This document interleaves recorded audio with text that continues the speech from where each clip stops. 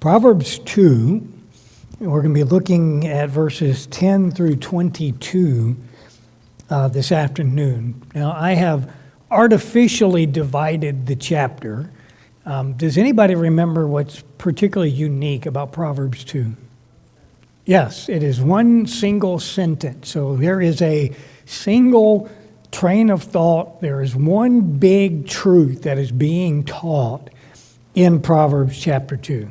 And so I have divided it, verse 10, just so we didn't take 2 hours to study it as one lump. So it's just for our sake rather than actual division of the passage. But I'm going to take it a piece at a time here as we go through. But what this chapter, really what Proverbs 2 is telling us, is the necessity of following wisdom, because only in the life of wisdom is there security.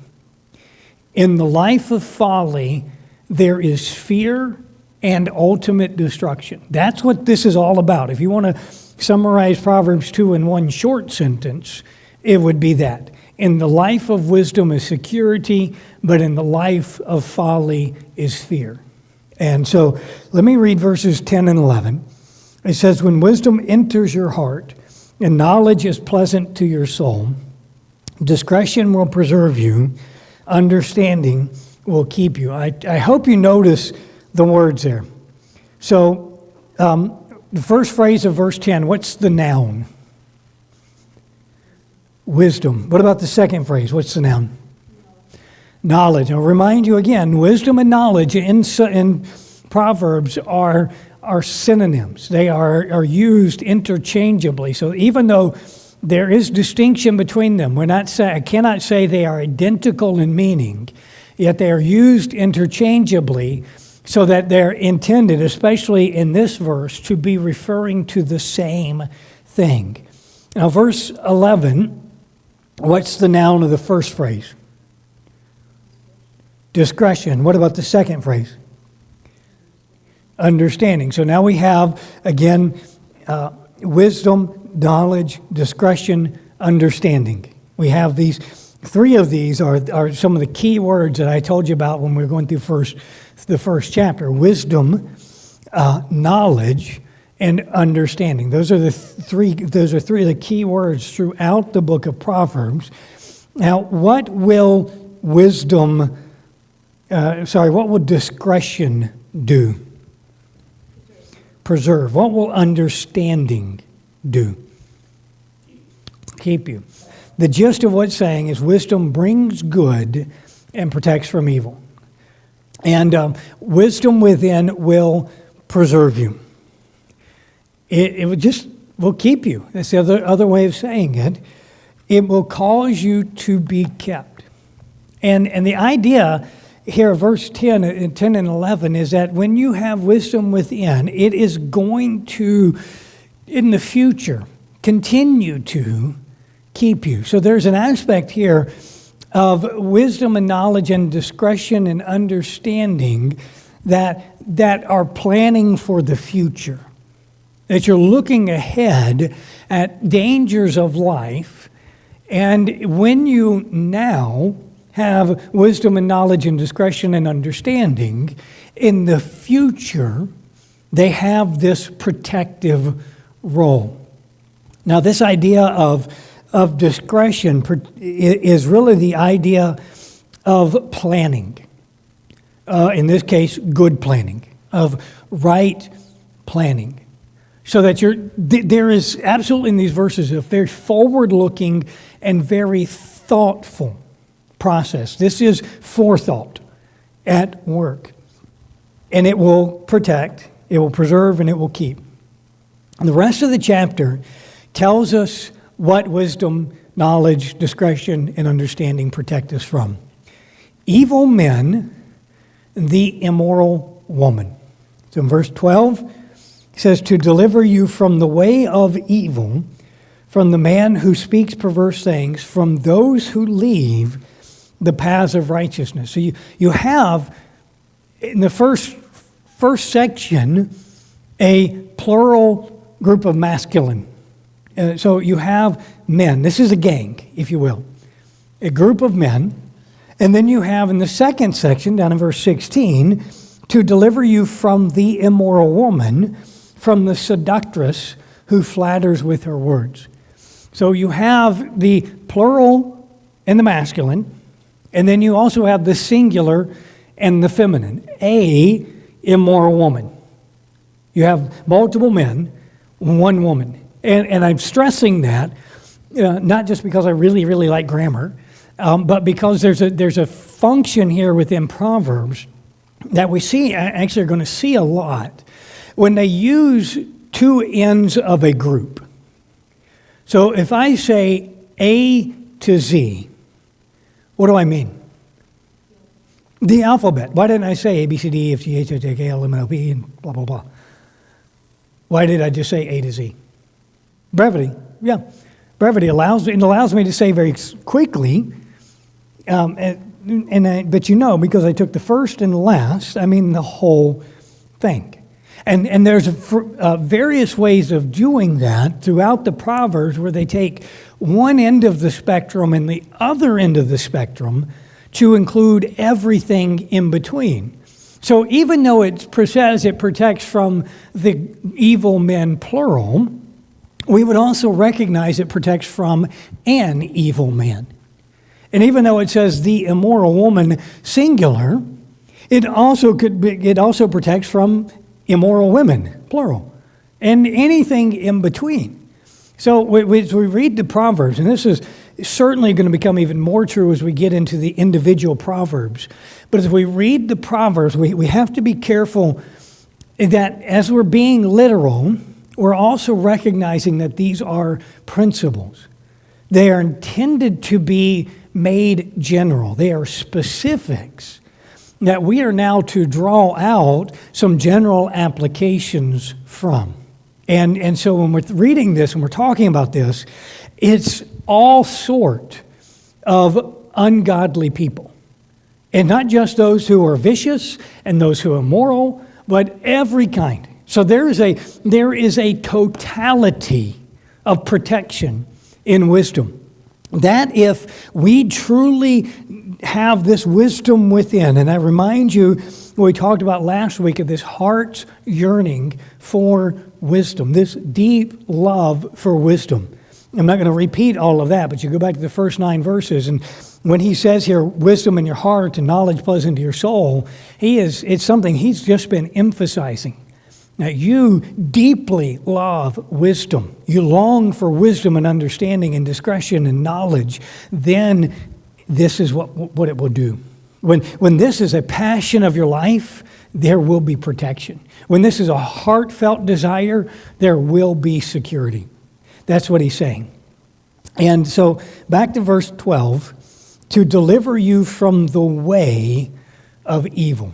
This way is probably one of the chief figures in Proverbs. It is a single term, or there's a couple different ones, but there's one primary one that describes your whole manner of life. That's the idea. It's everything. So when you read the way of evil men, it's not just talking about how they go about their particular crimes. So if we're talking about the way of a gang, you go talk about an inner city gang and their manner of life. We're not just talking about how they might do the drive-by shootings, what their drug trade would look like, and how they seduce other members into their gang. That's not their manner of life. That's a part of it. If we're talking about manner of life, we're talking about what they do, how they spend their evenings, how they spend their times when they're separated from one another. We're talking about what kind of cars they drive, how they drive their cars. We're talking about where they eat and why they eat what they eat. We're talking about what they watch on TV or what video games they play and how much time they spend watching TV and how much time they spend with video games. We're talking about where they hang out and how long they hang out there. We're talking about how they respond to authority, how they respond to family, to parents, to kids. We're talking about anything you can think of that's related to their life. So when he's talking about here the way of the evil men, again, even though the context is specifically a gang who is bent on violence, he's not just talking about their illegal activity. He's talking about everything, every aspect of their life. And when you see this term way in Proverbs, it's talking about your whole life. Don't just read it as one particular decision or a job that you've pursued or a single habit that you have. It's your whole life. And so to break it down, it is your habits. And I say that in the plural, not just one habit, not just an evil habit or a particularly good habit. So your way is not just, I sit down and I watch the news every night and I get up every morning and I read the Bible. Those are parts of it. But all of the other habits, the good ones, the bad ones, the indifferent ones, all of it. It's your behaviors. What do you do? How do you drive? How do you talk to your family? How do you relate to your neighbors? All of those things. What do you shop? What do you buy when you do shop? What do you do online? What do you watch on TV? All of these behaviors is encompassed in the way of Proverbs. It's your character. It is absolutely who you are. I trust we recognize the way you live is a reflection of who you are. And all we're doing in this is just spelling out. Proverbs is going to spell out as well. We're just spelling it out ahead of time to say what we do, the habits of our life, the choices we make, the way we live reflects us within. Who we truly are. It reflects our character. And so this term way is encompassing not just the externals, but the reality of my heart. It also, there's more to it, because it's also the consequences of your choices and of your character. So the way doesn't just include the path that you're walking now. It includes the end. The way in Proverbs sees the whole road from before you ever turn on it to where it ultimately goes. And so it is destiny. And so that we are talking about, when Proverbs is referring to the way, it is making not just an observation about the manner of life, it is also making some evaluations about whether or not that life is good, profitable, or beneficial. It is making some moral judgments. And so when it talks about the way of the evil men, or the way of the immoral woman, or the way of the wise, or the fool, or the scoffer, or the simple, it's all encompassing everything, so that we would, to say it another way, it's the entire mode of being, which makes up who the person is, what he does, and what kind of end he comes to. It's all of it. So to say it a different way, it is the course of life, the conduct of your life. So you have the path that you're following and the way that you live on that path, and then the consequences of that conduct. And Proverbs presents an inevitable destiny.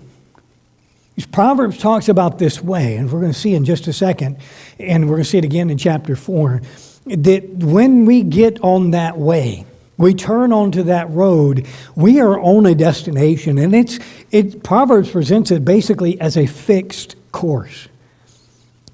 Proverbs actually does not say much, turn from this wrong way you're on. It emphasizes, it stresses, don't turn on the wrong way. It's saying, before you ever get halfway down the road to destruction, turn now. Turn away from that before you make the first wrong choice, because there is a destiny. That road goes somewhere. It has a destination, and if you pick the wrong road, your destination is not going to be pleasant. And so to help us with that, Proverbs describes the dangers of the evil way, and it describes the habits of evil people. Just like chapter 1, verses 11 through 19, we saw him talking about, they said, my son, if sinners entice you, consent thou not. And he then goes through and describes their enticements, of how they're going to bring you in, they're going to fill your house with treasure, you're going to be part of their gang, you're going to be one of them, they're all going to share equally. They're going to lie in wait for innocent blood, they're going to seek the destruction of others, but they do not know that they're waiting in ambush for their own destruction. They are more stupid than birds. As birds recognize when you put a snare down and they're not going to come into it. But the evil, the foolish, lay snares and trap their own souls. He describes for us in detail and some vivid turn, and we're going to see it again later in Proverbs chapter 7. We're going to see him describe in the most vivid and full description the course of the immoral woman and the fool who follows her. And so to help us understand and make the right choices, Solomon and Proverbs tell us here's what this evil way looks like. So verses 12 through 15. It says, to deliver you from the way of evil, from the man who speaks perverse things, from those who leave the paths of uprightness to walk in the ways of darkness, who rejoice in doing evil and delight in the perversity of the wicked, whose ways are crooked and who are devious in their paths. So he describes for us the evil man. And this is very definitely a moral description. He is judging them in this description. That's the intent.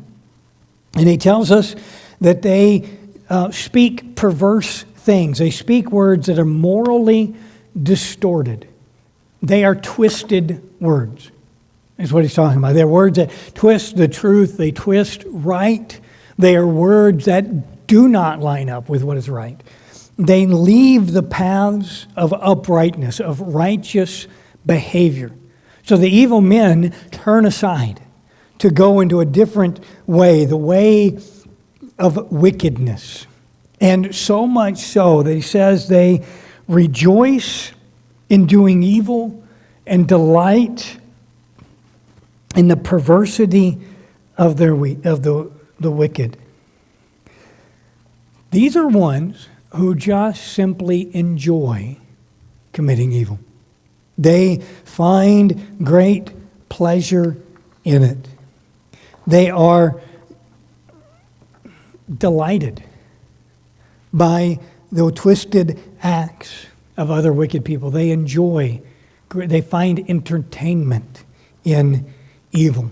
And in fact, this word delight there, one commentator says it's exuberant, enthusiastic, spontaneous shouts of joy. They're cheering for evil. The gladiatorial arenas in Rome. I think that's a good, easy to understand example. They're glorifying evil, and it's entertaining. This is part of the description, the condemnation of the wicked, is they think evil is entertaining. They don't look at it as evil.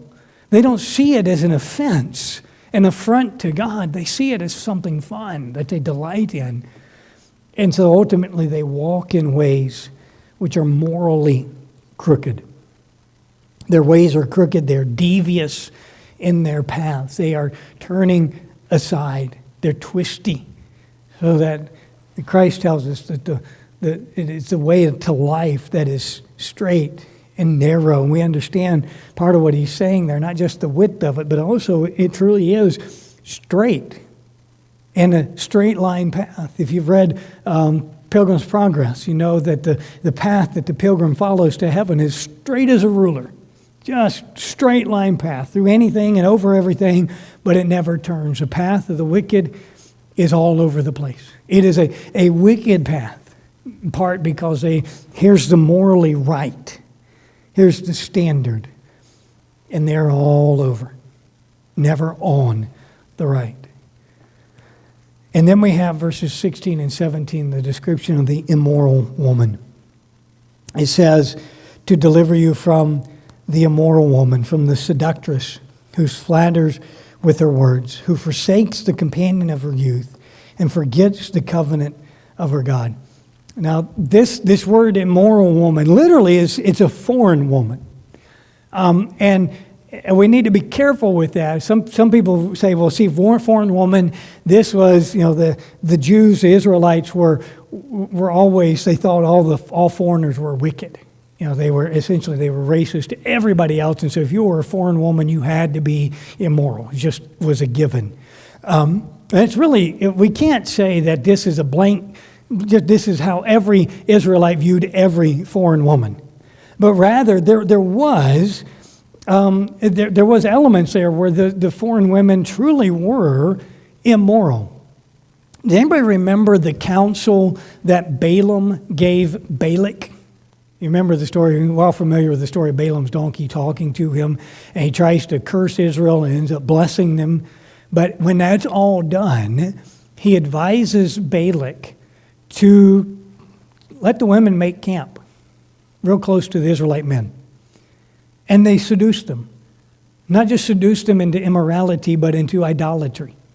And there is absolutely that historical connection.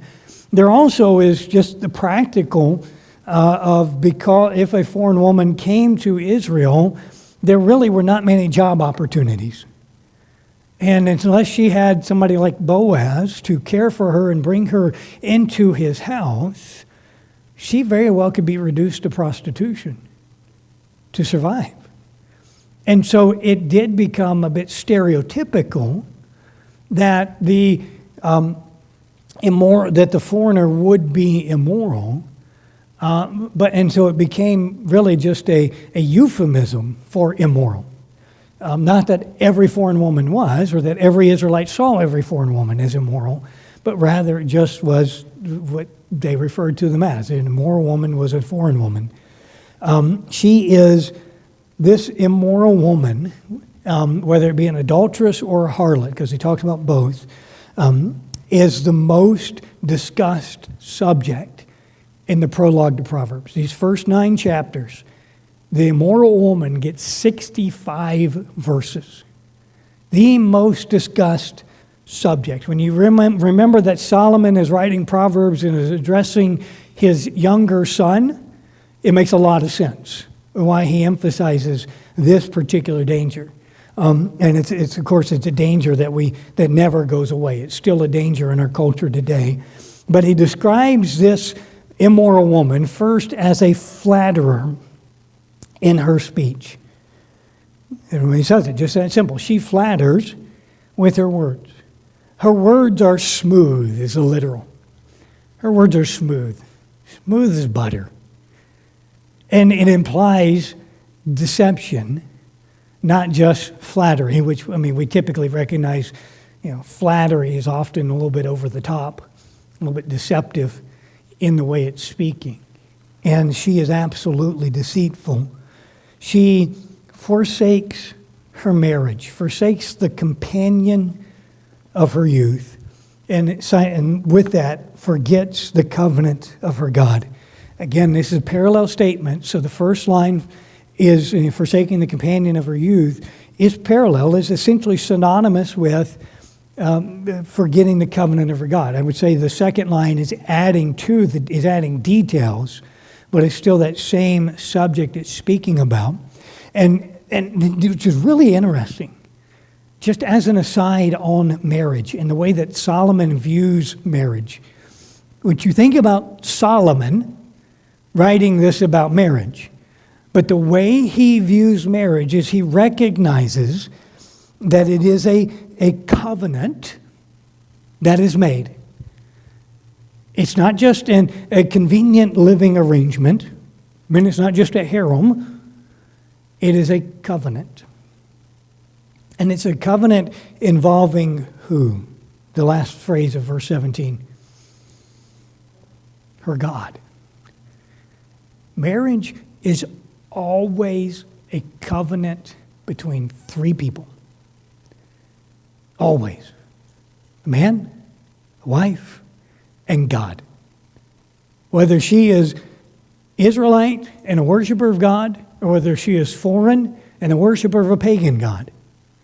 The fact of the matter is, marriage is always a covenant with three people. Jesus tells us this in the Gospel of Mark when they ask him about divorce. And he tells them a blanket statement, what God has joined together. Every marriage is a joining together of two people by God. Whether, again, they're Christian or not, doesn't change that reality. And so we see I know that's not the point he's driving at. He's telling us of her character, that she is forsaking her marriage. This man that she married as she was young and he was young, that she has forsaken that. She is breaking her covenant. And in telling us that, he tells us quite a bit about marriage. It's very, very much worth remembering there. So she is a flatterer, a forgetter of her covenant, and a forsaker of her companion. And then he tells us, verses 18 and 19, for her house leads down to death, and her paths to the dead. None who go to her return, nor do they regain the paths of life. So this house of the immoral woman, again, this chapter 7 is going to really bring this out, but we see that it leads to death. Interestingly enough, the word there, death, in Hebrew, is mot, M-O-T. It is the name of a Canaanite god whose mouth was literally the entrance to the grave. So that in this, and we're going to see that word death, and that word mot shows up quite a bit in the book of Proverbs. But that when he says that her house leads down to death and the paths to the dead, she really is saying she's taking you to the very mouth of the grave, leading you straight through the maw into the pits of hell. That's what he's talking about. Her house leads to inescapable destruction. Verse 19, none who go to her return, nor do they regain the paths of life. He's saying this path of immorality, this path of adultery, is one that its judgment is certain. Now, under the Mosaic law, what was the penalty of adultery, for adultery? Yeah, you were killed. Both participants in it were put to death. Yeah, we don't know how much this was enforced in the days of Solomon. There's not much record of this happening, of this being enforced, of this command of death being enforced in Israel. But it certainly is what the old Mosaic law taught. And what Solomon is stating is that there is a judgment of this. There are consequences to that. And the warning of wisdom is you cannot expect to get away with it. And so we would naturally pull back a little bit and say there's opportunity to repent. You can turn from your sin. And that's all very true. But Solomon in Proverbs gives us the stark warning. You follow this path, it will end in destruction. So don't even go there. Don't just put police tape around the house. Put it all around her. Don't get near it, is what he's saying. The conclusion, verses 20 and 22. 20 through 22, he says, so you may walk in the way of goodness, notice that word way, and keep to the paths of righteousness. For the upright will dwell in the land, and the blameless will remain in it. But the wicked will be cut off from the earth, and the unfaithful will be uprooted from it. So we go all the way back to verse 1. My son, if you receive my words and treasure my commands within you, so that you incline your ear to wisdom, if you seek for her silver, then you will understand the fear of the Lord and find the knowledge of God. When wisdom enters your heart and knowledge is pleasant to your soul, discretion will preserve you, understanding will keep you, so you may walk in the way of righteousness or of goodness and keep the paths of righteousness. So we're finishing this sentence out. And it's telling us all of these if statements. If, then this. And the final then is if you'll learn from experience here. If you'll listen to the wisdom that's being communicated, if you'll watch the way of the evil man and the way of the immoral woman, and you see where their lives go, and you see where the lives of those who follow them end up, then you'll have a long and full life. Verse 21 again, the upright will dwell in the land, and the blameless will remain in it. There is absolutely in the Proverbs this promise and assurance that the way of wisdom is a good way. It's a pleasant way. Now, even factoring in the fact that this is old covenant, that God has promised Israel a literal land and promised them a literal inheritance and remaining in that land, there's still emphasis here for us that the life of righteousness is a good life. It is a fulfilling, satisfying life. And on the other hand, the life of the wicked will be cut off from the earth. So the life of the wicked is going to be short and come to an abrupt, unpleasant end. So the life of the wicked cannot expect a full, peaceful, happy, secure life. He can expect to be cut off at any moment. The gang, go back to the gang again, just as an example. What can a member of an inner city gang, what can he expect in his life? There's a real possibility that he is going to come to an abrupt end. At the very least, he's going to find himself in confinement because of his wickedness. And that's what it's driving at here. If you live a wicked life, there will be consequences. And it's not going to be pleasant. And then Charles Bridges sums this up for us, summing up the whole chapter. Wisdom looks at things not in their notions, but in their proper substance. The immoral woman says this is going to be great fun. This is worth everything. You'll enjoy it. You'll never forget this night. Wisdom doesn't look at the surface, but in its proper substance. It understands not just the lie that she is offering, not just the flattery that she is giving. It understands the end result. Wisdom looks at the immoral woman and says, yeah, you promise this, and promise is never fully kept. And the consequences are not worth it at all because this leads to death. Same with the evil men. Every choice of sin is presenting itself to us in the best possible light. Every temptation is, look at how great this is. Don't you want it? This is worth whatever it may cost. You deserve this. That's the temptation. Wisdom looks at the golden idol and says it's hollow. It's worthless. And it will end in my destruction. If I take this, then I am spiritually going to pay the consequences. Very likely physically, in many cases, are going to pay the consequences. And that's what he's saying. It looks at the proper substance. It looks behind the lies. It pulls back the curtain to see the reality. Very, very quickly, I keep doing this, and I intend to spend more time on the applications than I actually end up having here. But first and foremost, treasure wisdom. Delight in God's word. Psalm chapter 1. Blessed is the man who walks not in the counsel of the ungodly, does not stand in the way of sinners, does not sit in the seat of the scornful. But he shall be like a tree planted by the rivers of water, whose leaf does not fail. Psalm chapter 1 tells us the end of the wicked. The way of the wicked is not so. Psalm chapter 2 tells us that those who rebel against God, that they're going to fall under His wrath. Treasure wisdom, because it's absolutely worth it.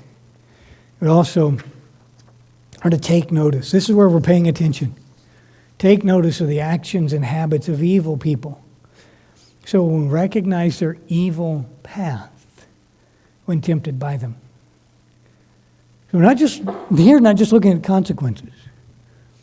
We're looking at their way of life. We're looking, there's wisdom in saying, how did you get here? What did you do? What choices did you make? There's wisdom of saying, what led you to this point right now, so that you can avoid their actions. That you can see what they've done. You see how their choices trace way back into their childhood. You see how their choices when they were teenagers shaped their destiny now as an adult.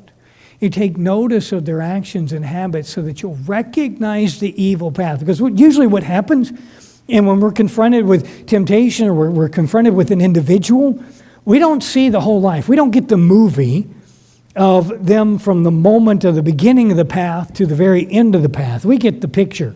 We get the snapshot. We have one single still image, and we see them on this path. Have you ever tried to identify a location just by a picture not a big sign that says you are here, but just a picture where you get a vague corner of a house and a tree limb over here? If you know the place, and you know the place well, you can say, I know where that is. That was here. If you don't know it at all, so I don't have a clue. I don't know where that is. It just looks like a house and some trees and a little bit of grass. How am I supposed to know where it is?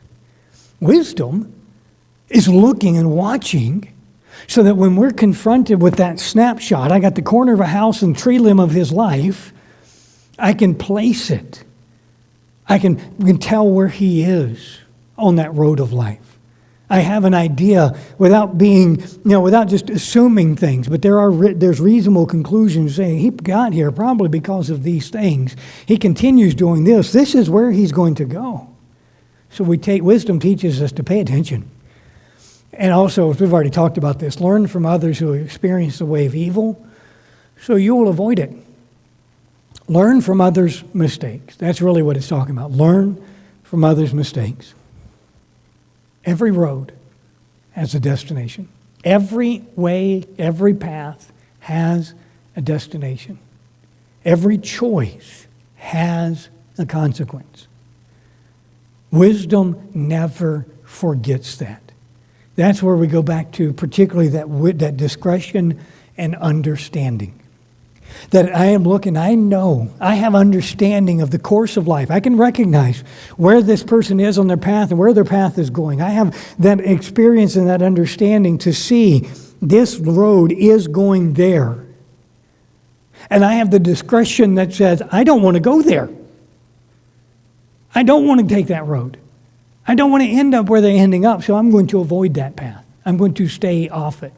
The other thing that wisdom teaches us, and Proverbs 2 teaches us, that U-turns on the road of evil are difficult.